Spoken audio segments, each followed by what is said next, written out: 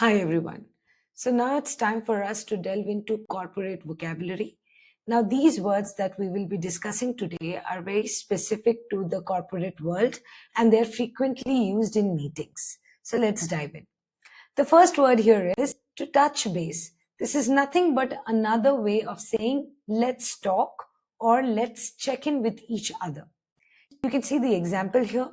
Let's touch base next week to discuss the project progress.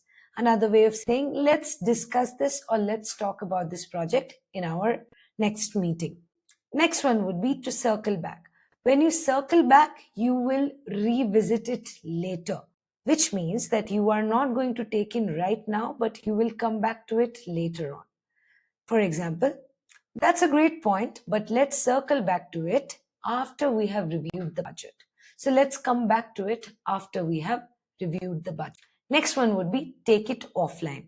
And as the name suggests, this means to talk about or discuss something, a specific issue or a question outside of the current meeting. The example that I've used here is, that's a good question about the specific client needs, but let's take it offline. Let's not talk about this in this specific meeting, but rather sometime later on. We are going to discuss vocabulary related to work tasks and emails, which will help you elevate your corporate vocabulary. The first one is bandwidth. This refers to a person's capacity or availability to handle work. So when we say, I don't have the bandwidth to take on another project this week, this means I do not have the capacity. So rather than saying capacity, you can say bandwidth. Now kindly note, all of these words can be used in your regular conversation as well. However, they fit a little better in a corporate setup. Second one is leverage. Another better word that you can use instead of to use or to utilize. For example, let's leverage our existing data to inform the new marketing strategy. In other words, let's use our existing data to inform the new marketing strategy. On the same page, this means everyone understands and agrees with the current situation or plan. Basically, it's about alignment. Everybody is aligned. Before we proceed, let's make sure we are all on the same page regarding the project timeline. This can be used in informal settings and conversations as well. Synergy. It's an excellent word which we can use instead of the word collaboration. There's great synergy between the engineering and design teams on this new project, which means there's great collaboration between the engineering and designing team on this new project. Now, few of the email phrases that I would like to discuss. First one is per my last email.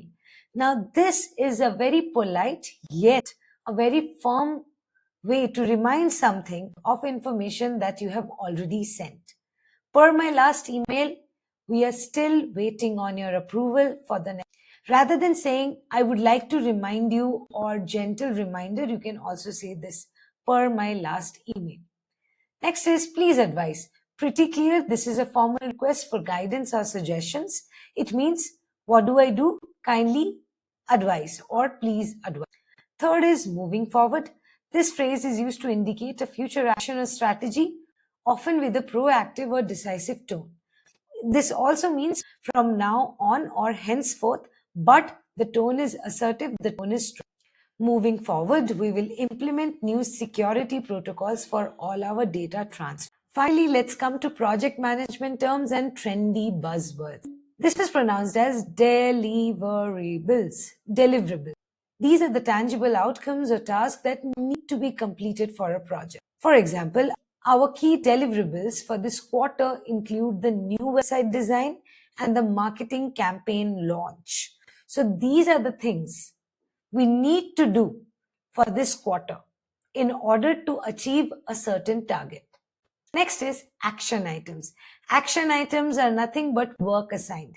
Most of the time, each action item typically has an owner and a deadline. Let's recap the action items. Sarah will follow up with the client and Tom will prepare the presentation slide. Finally, we have deadline. I'm sure all of you know what a deadline is. The deadline for the annual report is next Friday, so we need to accelerate our efforts. Deadline is the specific date or time by which a task or project must be completed. Now coming to trendy buzzwords, anything which is trendy is in fashion or is popular at that current moment. Buzzwords are keywords. So the first trendy buzzword is disrupt.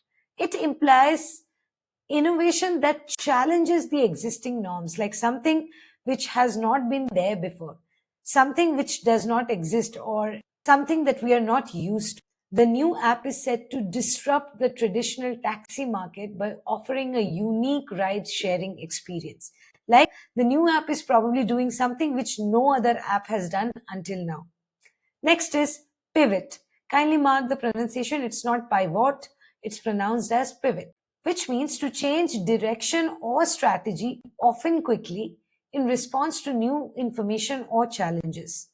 After initial feedback, the startup had to pivot, that is, to change direction to a digital first strategy for customer engagement. Last one is low hanging fruit. It's an excellent phrase. You can use it in your personal conversation as well. In the corporate world, this refers to the easiest task or quick wins that can be achieved with minimal effort. Before tackling the complex issues, let's focus on the low hanging fruit to show immediate progress. So something which is easy can be called a low hanging